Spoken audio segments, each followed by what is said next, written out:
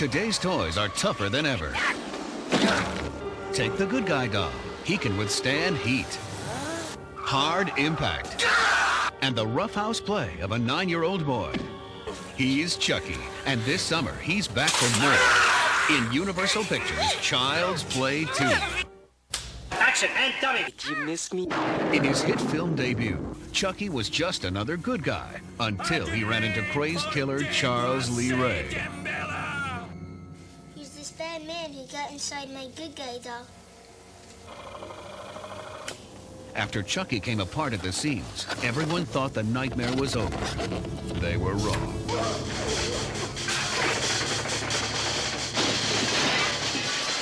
And basically what Charles Lee Ray's soul was able to do was able to come back again when the doll was rebuilt. It had never left this piece of PVC plastic. He never left audiences either. People go crazy. It's unbelievable. People seem to have an inherent reaction to dolls. I think the fact that it's a toy and it's supposed to be cute, and everyone has had dolls or had sisters that had dolls in the family, yet hiding behind this facade of a doll is this maniacal killer.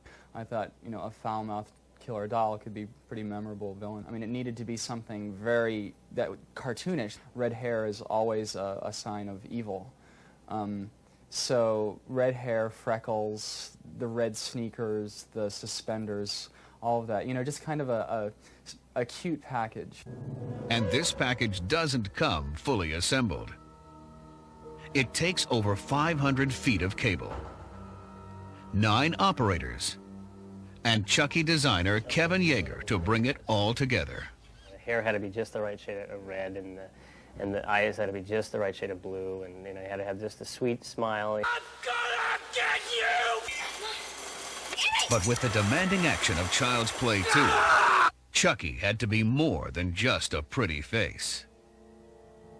In the first film, we used a little person and cut between the two. Kevin has now made it possible that we don't need a little person at all, that Chucky does everything in the film himself. And he does plenty. I wouldn't describe Chucky as an intellectual. He's more of a man of action. He's just out to maim, murder, and raise hell all together. He's just pure nastiness in a small form. He's a flirt. Chucky's a flirt. He's a swine and proud of it. All the thrills don't just happen by accident. There has to be a plan. First thing we're going to start with is Chucky inside the cage with Andy crawling up the conveyor belt, you know, and then get those stamps going. Kind of a parody of a Hitchcockian murder scene. Chucky arrives at the house, and of course his goal is to make his move on Andy, but he can't when he first arrives in the house because he sees that Jenny Agutter is there with him. So he has to bide his time, so the camera sort of cranes down, and he's backing away from the stairs into the living room, and he backs right into the Tommy doll. I'm Tommy. Shut up, you idiot. I'd like to be hugged. I like to be hugged, I like to be hugged, I like to be hugged. So Chucky just grabs this statue and says, Yes. it's a great scene. The biggest challenge, I think, again, for us, the crew was to get, and the puppeteers was to get the doll to walk, to give a convincing walk. It takes all 9 puppeteers to work. We got a guy on legs, a guy on one arm, a guy on another arm, 3 facial puppeteers working the lips, the brows, the eyes, a puppeteer on the head and body, you know, moving the doll. But it wasn't enough that he had to walk the walk. He had to talk the talk. You've been very naughty, Miss Kettlewell.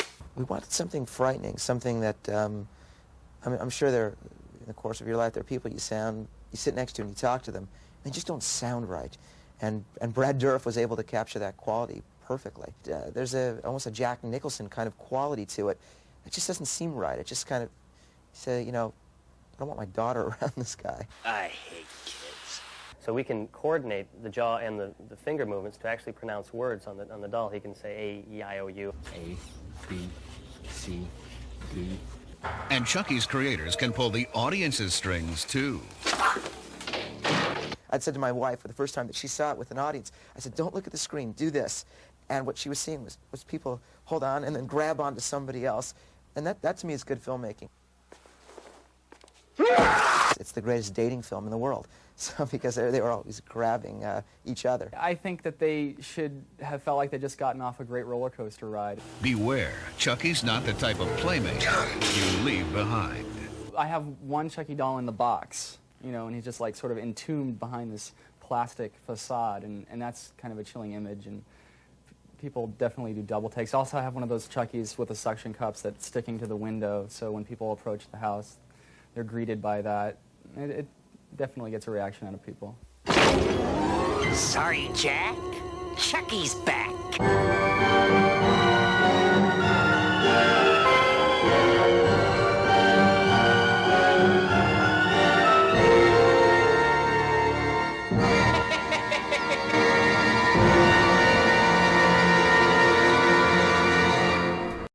Good. Easy.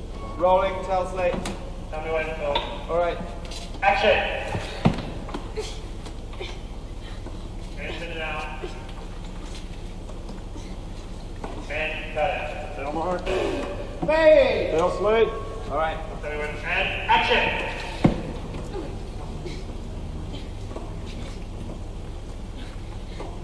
And cut it.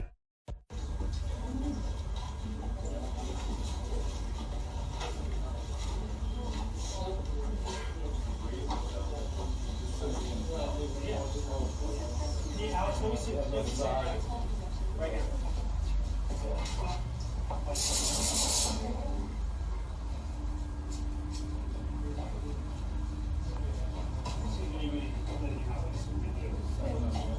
if you don't suck on it even a little bit, I can see that. It doesn't look like you are. Can you touch it to your mouth? Yeah, you have to really put it around your lips there for like a second. Really. Yeah, there you go, Alex. That's beautiful. Let's put it down in front of your knees. Yeah, and this is one cough, it up. Whatever that really makes you do is fine. Yeah, but you have to really put it between your lips and suck on it. What are you, fucking nuts? I wouldn't describe Chucky as an intellectual. He's more of a man of action. He's just out to maim, murder, and raise hell all together. He's just pure nastiness in a small form. He's a flirt. Chucky's a flirt. He's a swine and proud of it. Don't fuck with the Chuck.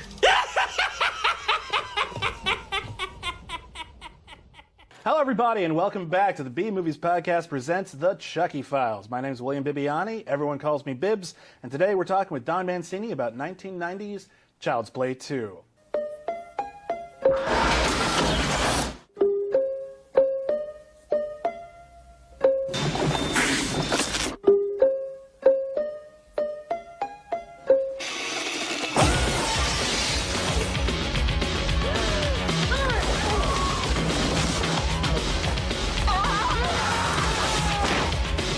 Sorry, Jack. Chucky's back. We were just having a conversation with this before the episode began. This was the part of the ad campaign where the trailer was just this like really slowly turning Jack in the Box. Oh, how creepy is that? Oh, you know it's going to come out. You know it's going to come out. And then the foot stomps down. Yeah. Sorry, Jack. Chucky's back. I can't do it. I'm no Brad Dourif. And you came up with this. Well, I came up with the foot stomp and the line, "Sorry, Jack, Chucky's back." In fact, the music box thing, that was John LaFia's idea. Oh. John LaFia, the director of that movie. And then I, rung a twist on it. But the Universal marketing people were incredibly generous because the campaign ended up getting nominated for a Hollywood Reporter Key Art Award, and they included my name on the list. That's very, really, nice, really nice. But it was a really effective trailer. It scared the living crap out of me Yeah. when I was a kid. And again, we're still at the point where these movies have come out when I'm young, and I'm scared crapless of them, and I'm afraid to see them. But then I saw it, and I actually really like this movie a lot. Thank you. This is actually, because this is kind of the one that's a little bit more like what I thought the original Child's Play was going to be from the trailers, where it's focused a lot more on almost like an episode of a sitcom where there's like a nice kid and then the mean kid's doing all the horrible things and everyone thinks the nice kid's doing like a Mr. Belvedere or Hey Dude. But what's interesting to me about this film is that now you're writing it again, but you're stuck with all the things that they came up with in Child's Play 1 that you didn't come up with. The voodoo mythology. The voodoo mythology, Charles Lee Ray as a character. Was that easy, hard to wrap your head around? No, but I mean, by that point, I was on board. Yeah. And you weren't writing thinking I just sold my soul. No, I did. I obviously I cannot be objective about this. Naturally, I felt my original concept was better. Ooh. Legions of people disagree. So well, they haven't seen your original vision. Well, they never will. But that's not with that attitude. I'm just trying to be generous to the people that came up with that mythology. Right, no, and it's a lot of fun. I'm definitely not decrying it in any way. But I'm decrying it. It's stupid. There you go. Okay. But you embraced it. Ade Due Tempora. But yes, we had no choice but to embrace it. But I think John LaFia also we were of like minds regarding that, and we wanted to minimize it as much as possible. Right. I mean, we still were stuck with the notion that Tom Holland had created this idea that Chucky needed to transfer his soul specifically into Andy Barclay. And I never understood the rule there, where it's like it's the first person you revealed yourself to. It would be contrived. The babysitter then, wouldn't it? No, I think he means it quite literally. That like he literally said, "My name is Charles Lee Ray." Oh, okay, that does make it better. Okay, but it's still you kind of have to make a leap. Why is that in the book? That's weird. You kind of have to make a leap, and you just kind of go with it. And I think people do. But we tried to minimize that as much as possible. And, it is useful as a plot momentum mechanism. It's like it gives Chucky a very specific goal. I have to get to this kid to transfer. Yeah. I mean, I was always ambivalent at best about the whole idea of that Chucky having that goal. I just thought well, why can't this just be a doll that likes to kill people?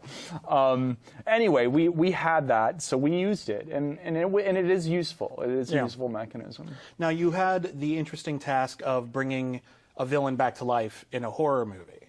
And I thought that's always kind of fun in a sequel. You look at this a lot in like the Christopher Lee Dracula movies, where we vaporized them. How do we do this? We're going to have to spend like half an hour. And you had a very clever way to do it, which is now that the company has been discredited by this killer doll incident, they're going to reassemble the original doll just to prove that there's nothing wrong with it. Right. Whose idea was that? Was that just you coming up and like, I got it, middle of the night?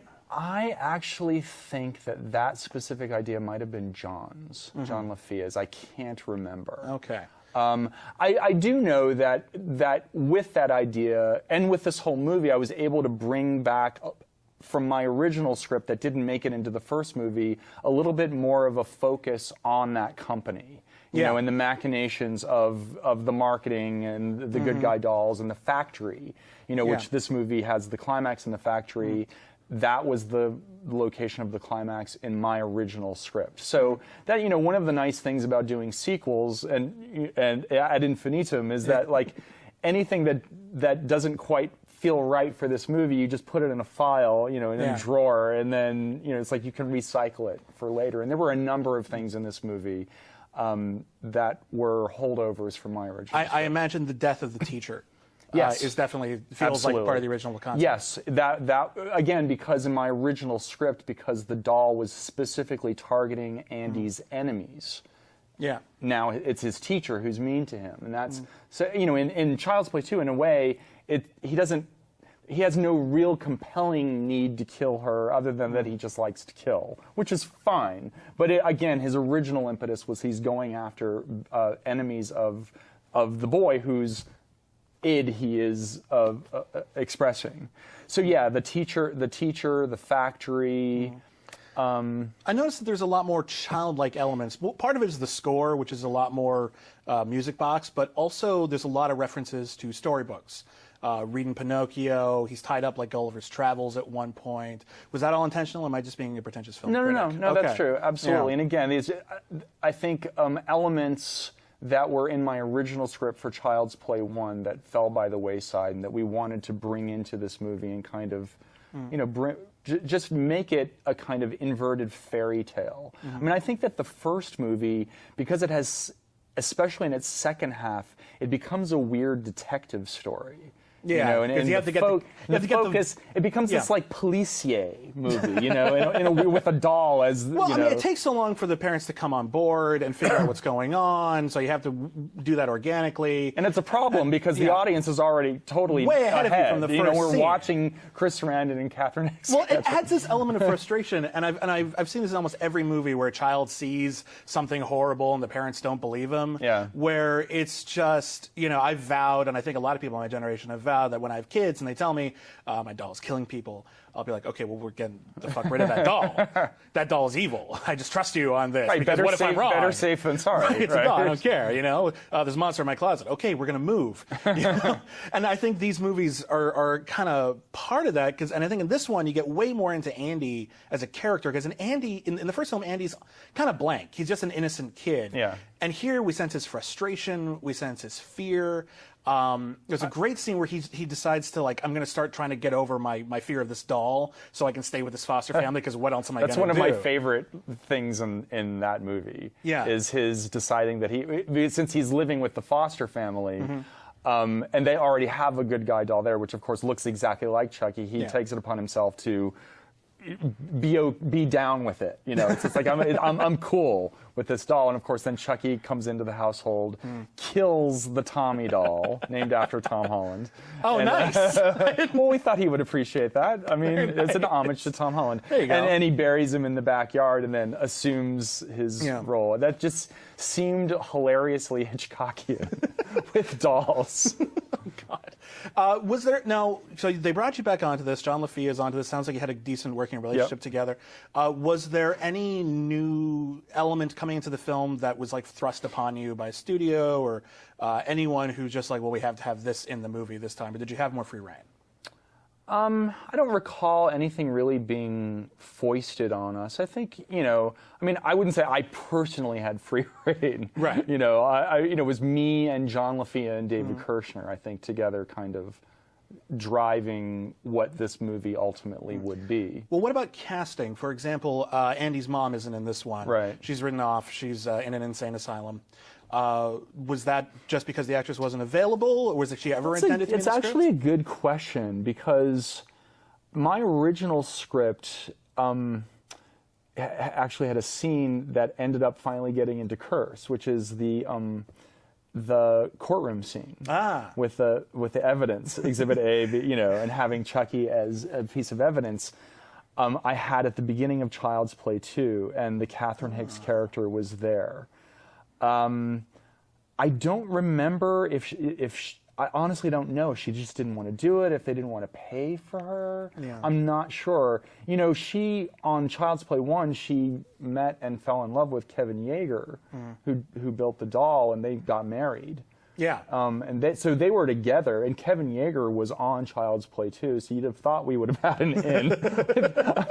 I think if I'd had my druthers, I would want her in the movie, I think. Yeah. But I don't honestly remember. I think it was just kind of for some reason, a given that it was going to be a new story. Yeah. Tell me about the big action climax of this, because it feels kind of Terminator, the way that the doll is reconstructed and it's almost fetishized, and then at the end, it's this big industrial complex, kill him with machines that make him, basically. Right. Tell me about that process. Did you have to create around the set you were given, or was you just write anything and they made it work? More the latter, really. And as I said, that sequence was in a slightly altered form, was in my script for the original Child's Play, the first movie, and it just didn't make it into the movie. So that was something that David Kirshner and John LaFia and I all wanted to do, because we really loved the location, the arena, and just as you described it, Chucky being destroyed systematically by the machines that originally put him together. That was always the concept.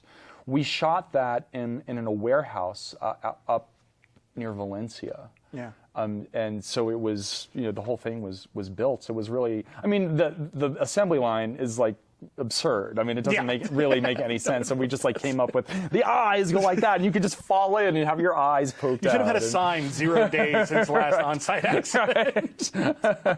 Now, before we're going to move into Child's Play 3 tomorrow, but you had to kill off Chucky in this one, and you killed him off in a way that's very difficult to come back from.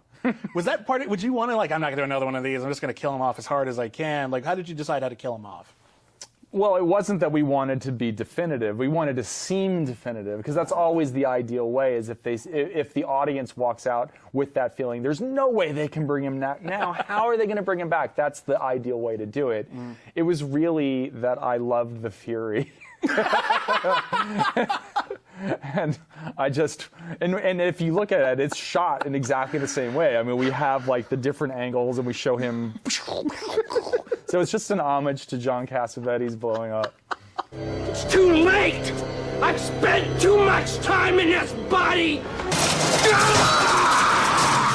You asked for it. And now, Chucky's back! Peekaboo! No, don't get out of the car! Don't get out of the car! I wish you have the movie like this.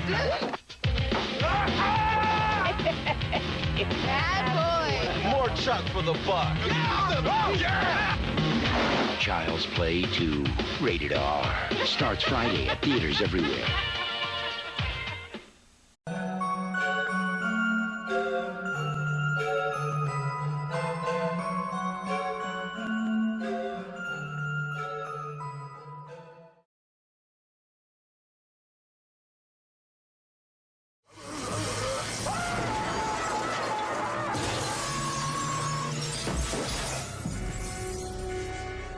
We need a medic in here! Manson, I cannot see a damn thing. What are the emergency lights, Manson? What was that? What? Listen. You're crazy. Shh. I heard something.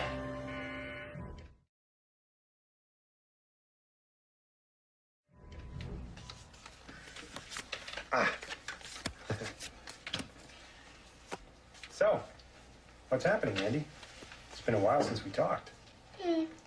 Miss Poole says I might be going to live with some people until my mom gets better. Yeah, I heard about that. Are you excited? Yeah, nervous, but excited. I think they're going to take very good care of you.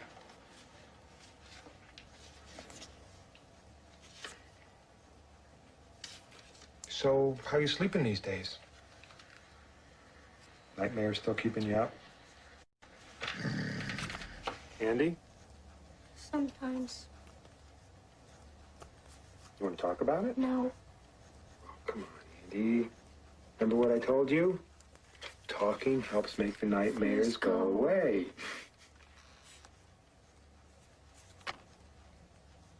You still dreaming about Chucky? Sometimes. But don't tell any of the kids. They might start making fun of me again. Promise. Well, Chucky was trying to take over my soul. Why? He was this bad man who got inside my good guy doll so he wouldn't have to go to hell. But then he wanted to get inside me. Why, Andy? Because if he stayed inside the doll too long, he'd be trapped in there. He needed me because I was the first person he told the secret to. What secret? That his real name was Charles Lee Ray.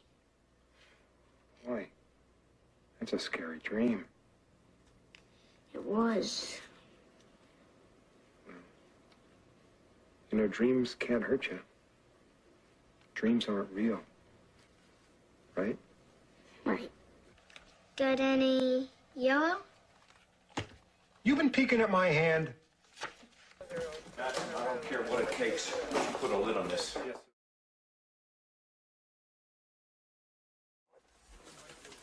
Stick it in your ear.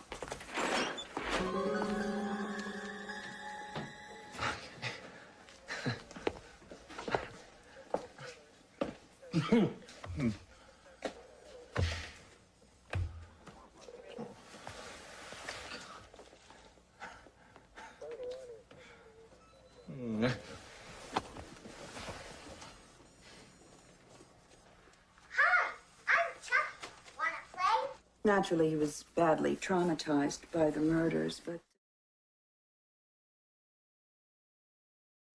the Lakeshore Strangler, he murdered a dozen people in this series of ritual voodoo killings. Well, I love a child with a lot of imagination. Don't Phil, you? please. Look, I'm just trying to make sure that we're not biting off a little more than we can chew. Are we even qualified to take care of a boy like this? Well, I understand your concern, Mr. Simpson, but I'm sure you can see that this is just a child's way of coping with a difficult situation. And he's fine now. He just wants to get on with his life. You game?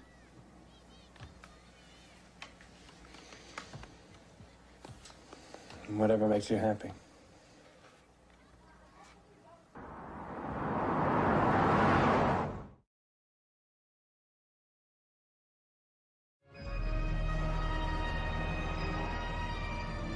Andy, you okay? Sure. I'm okay.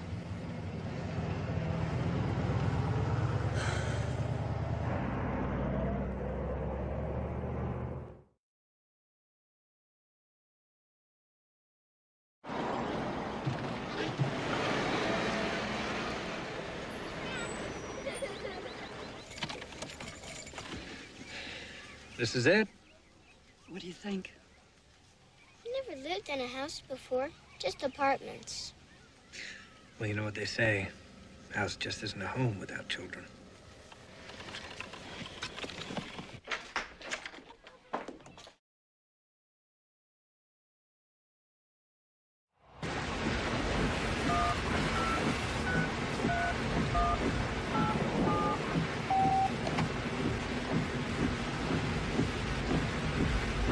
Hi, honey, it's me. Yeah. No, don't hold dinner. I've got a work late again. No, oh, I know, I promised. I'm sorry, but this is why they give me the big bucks, right? Yeah. Okay. No, me too. Love you. Kiss, kiss.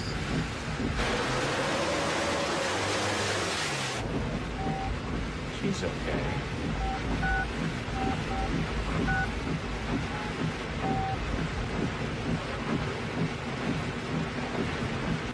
Hello, Gabrielle, I guess who?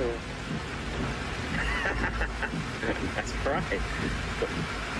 The vodka. Oh, the vodka. Of course I remembered the vodka. 2-week anniversary. Think I forget the vodka? I know what that does to you. Okay, well, wait for me. On my way. Ciao.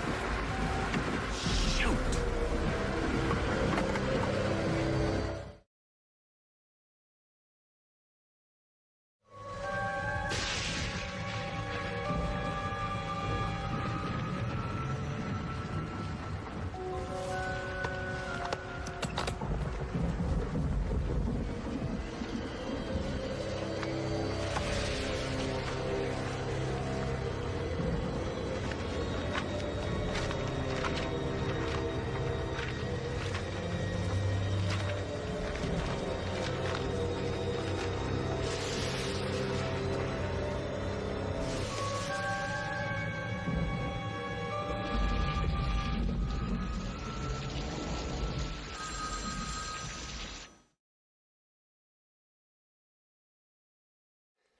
Until somebody fesses up, you're both grounded.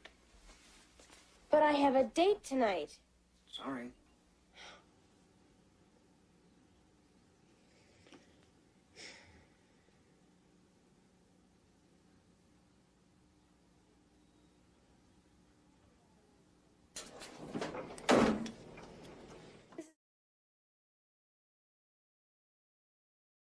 I was thinking we should get something for Andy, make him feel more settled.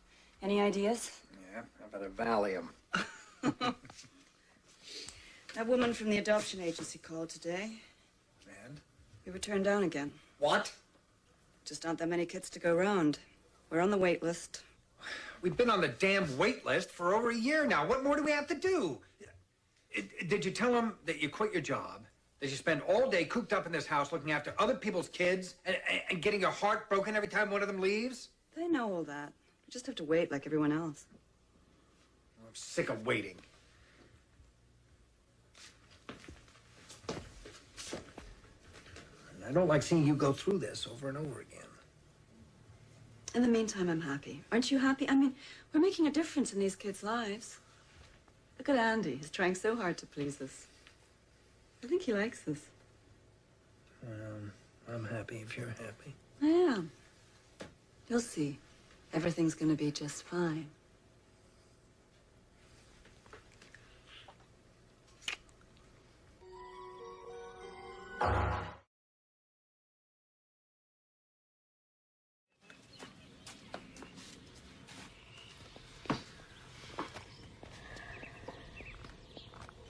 You know, we haven't gotten a decent night's sleep since he got here. Now, if you ask me, Joanne, that's cause for concern.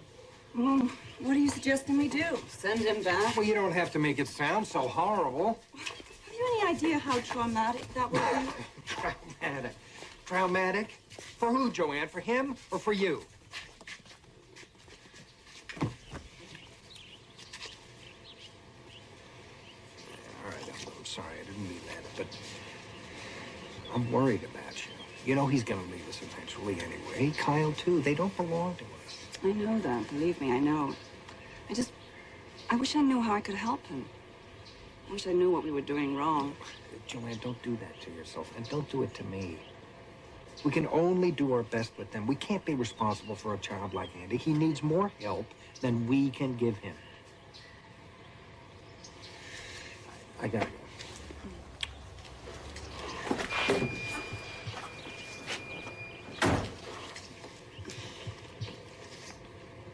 You think about what I said?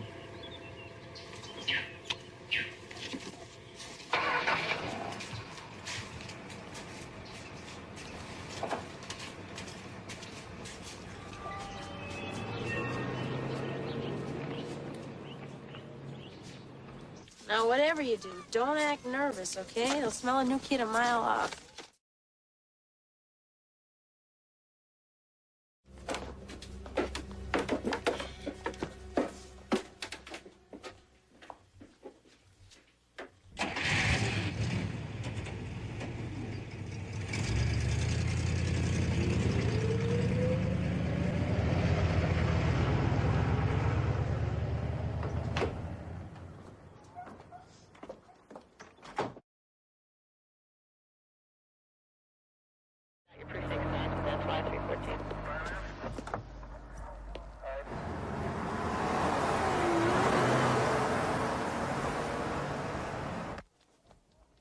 You okay, honey?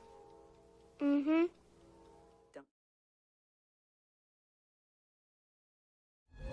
Just shut up and drive before I kick your teeth in.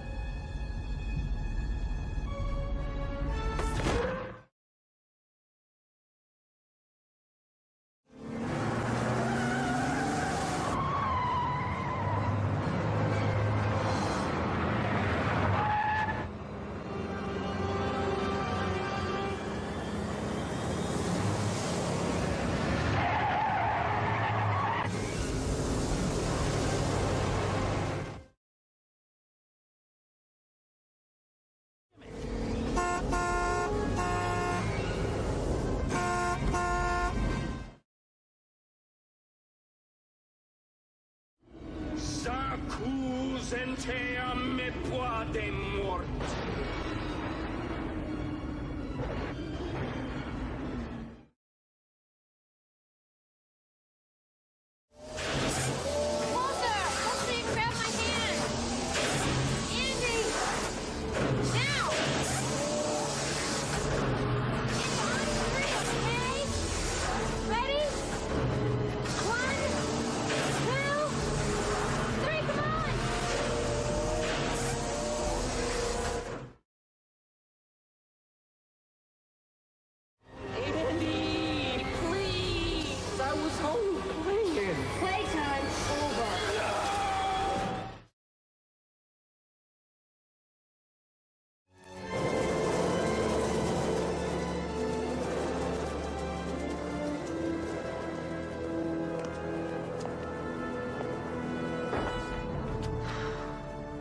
Where are we going?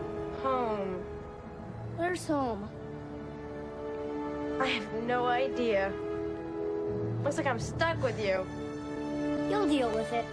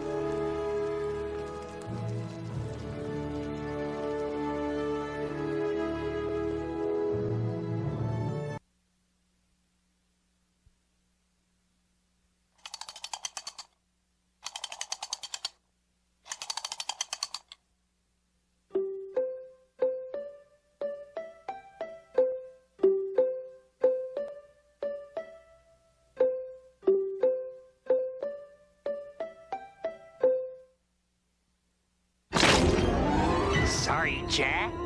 Chucky's back.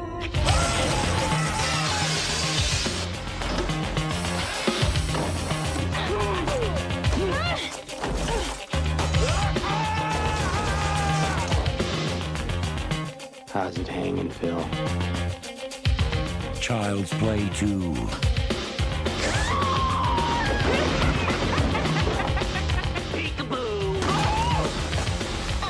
He's the original. He'll take your breath away. This fall, Chucky rules. Did you miss me, Andy? I sure missed you. Child's Play 2. Keep an eye out for it.